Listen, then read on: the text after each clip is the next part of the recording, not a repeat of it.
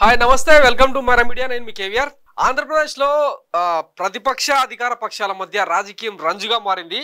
నిన్న మొన్నటిదాకా చూసినాం కదా సోషల్ మీడియా అరెస్ట్ల మీద దేశం మొత్తం గగ్గోలు పెట్టినా కూడా కూటమి నేతలు అనుభవించిన రాక్షసానందం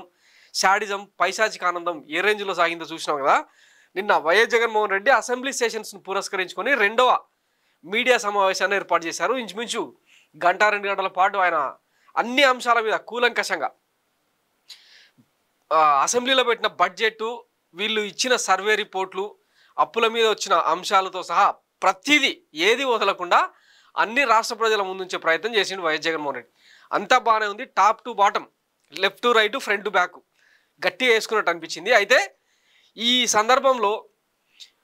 సోషల్ మీడియా అరెస్ట్ల గురించి మాట్లాడుతూ చంద్రబాబు ఏ రోజైనా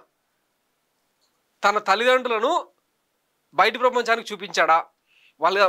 కన్న తల్లిదండ్రులను ఇంటికి పిలిపించి 3 పూటల భోజనం పెట్టాడా వాళ్ళ చిరునామాలు కానీ వాళ్ళ ఆచూకీ కానీ ఏ రోజైనా రాష్ట్ర ప్రజలకు చూపించారా అని చెప్పి ఏకంగా చంద్రబాబు కుటుంబాన్నే రాజకీయ రంగంలోకి లాక్కురావడం అన్నది హైలైట్ అనమాట ఒకసారి ఏమన్నాడో చూద్దాం కనీసం మీ చంద్రబాబు నీ తల్లిదండ్రులు ఎవరో ఈ రాష్ట్ర ప్రజలకు ఎప్పుడైనా చూపించారు చంద్రబాబు అడుగుతాను నిజం ప్రశ్న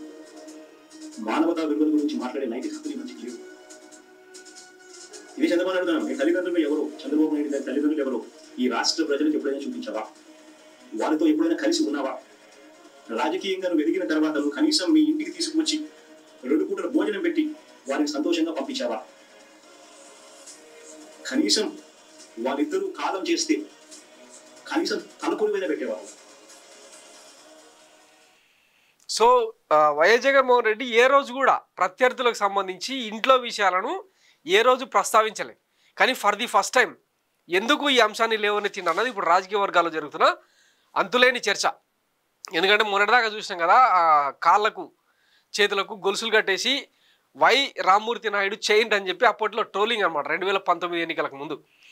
సో తన ఇంటి మనుషులకు ఏమాత్రం విలువ ఇవ్వకుండా గౌరవం ఇవ్వకుండా చంద్రబాబు అట్లా కూర్చోబెడతాడు అన్న ఆరోపణలు ఎప్పటి నుంచో ఉన్నాయి దాన్ని ఇప్పుడు తీసుకొచ్చి మాట్లాడడం అన్నది హైలైట్ అనమాట దాంతోపాటు తన తల్లిని చెల్లిని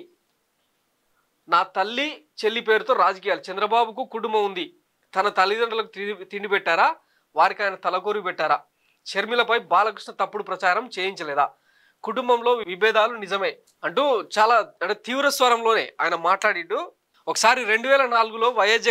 వైఎస్ రాజశేఖర రెడ్డి అధికారంలోకి వచ్చినప్పటి సంగతి ఒకసారి గుర్తు చేసుకుంటే అప్పట్లో జూబ్లీ హిల్స్ కాల్పుల కేసు అన్నది అతిపెద్ద సంచలనం ఇక ఆ బ్యాక్ ఎండ్ స్టోరీకి వెళ్తే అత్యంత జుగుప్సాకరంగా ఉంటుంది దాని సంగతి వదిలేద్దాం ఆ కాల్పుల కేసు సంబంధించి బెల్లంకొండ సురేష్ ఇచ్చిన కంప్లైంట్ కారణంగా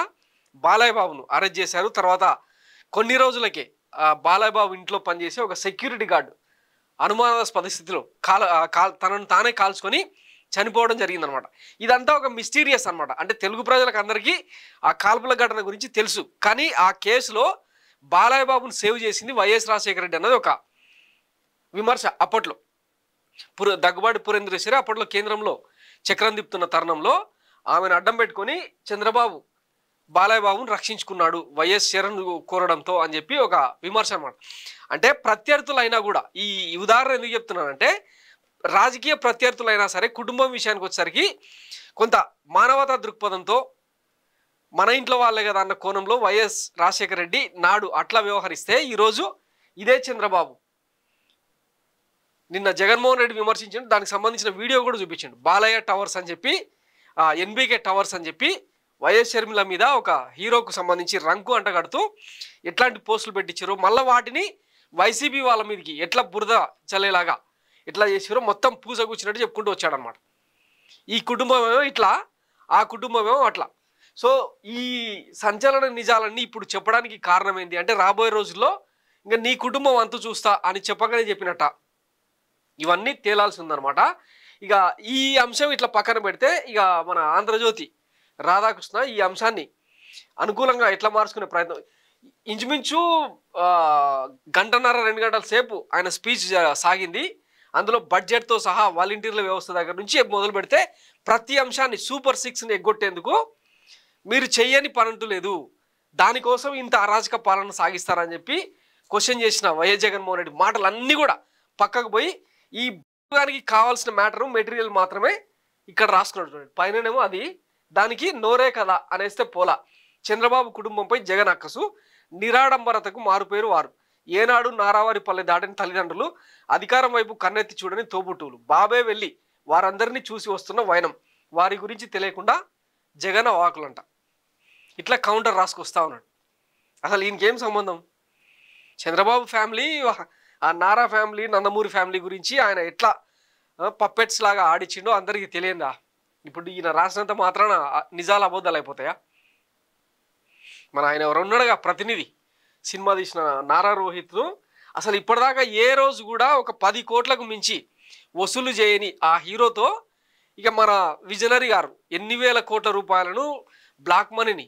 వైట్ మనీగా మార్చుకున్నారు అని చెప్పి సోషల్ మీడియాలో పెద్ద ఎత్తున పోస్టులు అనమాట. ఇక మనోడికి ఏమో పెద్దగా పాలిటిక్స్ మీద ఇంట్రెస్ట్ లేదు, నారా లోకేష్కు అడ్డం పోయే అంత తెలివితేటలు అంత ధైర్యం లేదు, నారా ఫ్యామిలీ అయినా సరే. కానీ సో ఇట్లాంటి సంచలన నిజాలే. గతంలో కొంతమంది వైసీపీ కీలకమైన నేతలు కూడా మాదాపూర్లో 5 ఎకరాల పొలాన్ని నారా లోకేష్కి రాసిచ్చారు, మరి నారా రోహిత్కి ఎందుకు రాసియలేదు, రామ్మూర్తి నాయుడు అడగలేదా అని చెప్పి వీళ్ళు అంటే అప్పట్లో షర్మిలకు సంబంధించిన లావాదేవీల గురించి తెర మీదకి వచ్చినప్పుడు వైసీపీ వాళ్ళు తీసుకొచ్చిన కొత్త చర్చ అనమాట. ఇవే వేటికి కూడా బాబు గారు సమాధానం చెప్పారు. ఆయన ఫ్యామిలీ నుంచి ఎవరు ముందుకు వచ్చి ఆన్సర్ ఇయ్యారనమాట. ఎగేసుకుని వచ్చి కథనాలు రాసేది వీళ్ళే అన్నట్టు. దీనికి సంబంధించిన ఆ మేక కథ